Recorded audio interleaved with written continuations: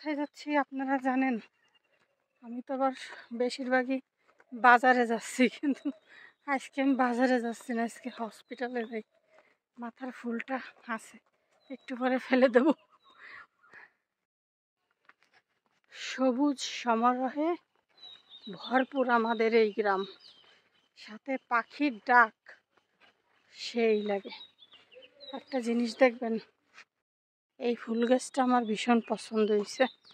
দেখেন কতগুলা কালার হয়েছে গাছটার, কালারের সাদা আর গোলাপি কম্বিনেশন ফুলটা।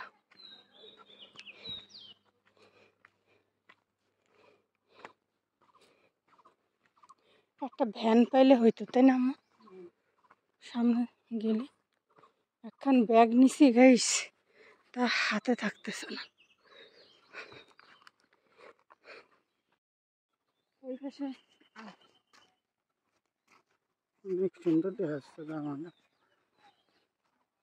জামাটা নাকি অনেক সুন্দর লাগতেছে।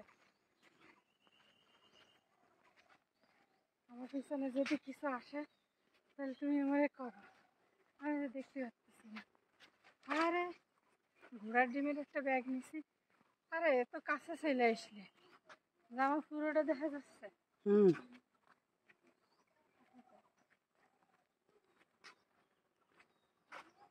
পিছনে টান দাও দিয়ে একটু জামা গুছাই রয়েছে এই সাইডে।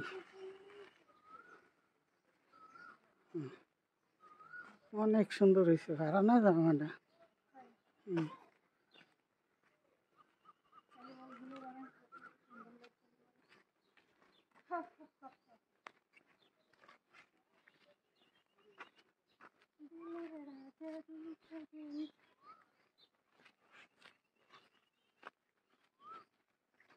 আমাকে আরাফাতের গেট।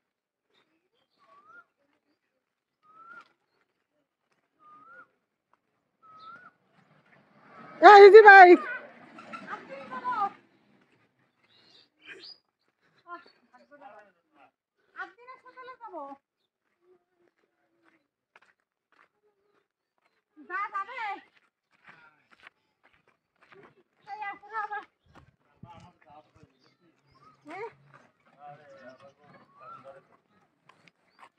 এই যে না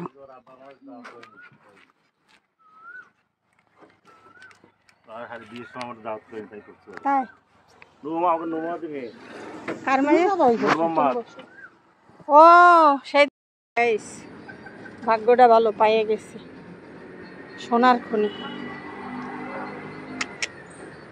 আহ কি যে একটা শান্তি লাগতেছে, দেখেন কি যে সুন্দর।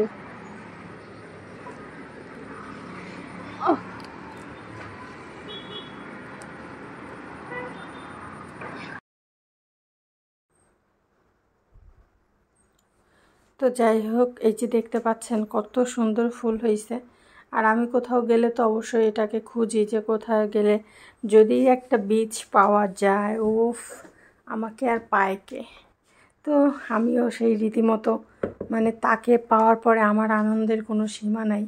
আমি অনেক খুশি হয়ে গেছি, দেখতেই পাচ্ছেন।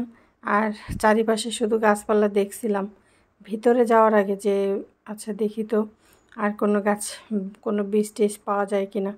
যাই হোক, আমার ম্যাক্সিমাম জিনিসই কিন্তু এইভাবে কালেক্ট করা। তারপরে কিছু গাছ অবশ্য কিনেছি। আমি একটা হলুদ ফুল গাছ কিনছিলাম, তো ওইটার নাম আমার মনে নেই। তো যাই হোক, ওই গাছটা অনেক অনেক সুন্দর ছিল, গাছটা আমার কাছে নাই, মারা গেছে। তো আমি এখন চিন্তা করলাম ওই একটা গাছ কিনবো। আর এই যে বাঁশ লাগবে, বাঁশ আমি চিন্তা করছি এরকম একটা বাঁশ গাছও লাগাবো। হ্যাঁ, বাঁশ ঝাড় আমার ভীষণ ভাল লাগে, বুঝছেন না? আর এখন তো বাঁশ দেখলে খালি খাইতে মনে চায়। যাই হোক, তো চলে আসলাম আদ্দিন হসপিটালে। এদের এখানে এত নিট অ্যান্ড ক্লিন, এটা যে একটা হসপিটাল এটা মনেই হবে না যে এটা একটা হসপিটাল। আসলে মানে একদম পরিষ্কার। তো আমরা এদের এখানে সিস্টেম হইতেছে জুতা হাতে করে নিয়ে তারপরে ভিতরে জমা দিতে হয়, বুঝছেন? তো এই যে এখানে ওনাদের মনে হয় হসপিটাল, তো ছবি টবি টাঙ্গাই রাখছে। তো যাই হোক, এখন আমরা চলে গেলাম সামনের দিকে। এখন এখানে জুতা রাখবো, সেই জায়গায় যাইয়ে গেছে একটা ভেজাল হইয়া। হেরা কইতেছে সামনে থুইতে, এরা কয় সামনে আনারা বলতেছে সামনে থুইতে, আর এখানে আসার পর বলো ওইখানে রেখে আসেন আর কি, এটাই। তো যাই হোক, এই যে চলে আসলাম আমরা। আমি এবার এখানে একটা গেট আছে, আম্মু আবার ওই মহিলার সাথে কথা বলা করতেছে। পরে আমি যে আবার এটাকে একটু বাইরের সাইডটা একটু ভিডিও করে দেখলাম। অনেক দিন যাওয়া হয় না, আগে আমি প্রায় এখানে যাইতাম। আম্মু এখানে দাঁড়াইয়েই আছে সিরিয়াল পাচ্ছে না। তো মানুষ আসলে দেখেন, কেউ হাসতে হাসতে যায়, কেউ মন খারাপ করে চলে যায়, এমন একটা জায়গা। তো যাই হোক, এই যে বলছিলাম এখানেও কাজ করতেছে। এরা আসলে অনেক উন্নয়ন এদের এখানে। আসটা কোথাও কোনো কিছু হইলেই মানে সাথে সাথে ওইটা ঠিক করে ফেলে আর কি। এই যে ওনারা চলে যাইতেছে। তো যাই হোক, এখন আমরা অপেক্ষা করতেছি যে লিফটের জন্য। লিফট আসে নাই এখনও। আমি অলরেডি একবার ঘুরে আসছি, হসপিটালের লিফটের সামনে বসে আছি। আমি জানি না, পৃথিবীর বোধহয় আমি একমাত্র মানুষ যে লিফট দেখলে ভয় পাই। আমি লিফটে উঠতে পারি না, আমার প্রচণ্ড রকমের ভয় লাগে। তো যাই হোক, এখন আমরা একটা জিনিস দেখাই। এই যে জায়গাটা দেখতে পাচ্ছেন, এখানে হেলিকপ্টার নামে, কি সুন্দর তাই না? যাই হোক, আর এই যে একটা জায়গা, এইখানে একটা ব্যাপার যে মনে হবে বাইরেও প্রাকৃতিক সুন্দর, আর এখানে দাঁড়ায় মনে হবে যা কি একটা মনোরম সুন্দর জায়গা। তো আমরা লিফট চলে আসছে, লিফটের মধ্যে দাঁড়ায় আছি। আমার আসলে মুখ দেখলে বোঝা যায় আমি প্রচণ্ড ভয় পাই। আমি লিফটকে প্রচণ্ড ভয় পাই। এই লিফটে আমি একবার অনেক সময় একা আটকে গেছিলাম।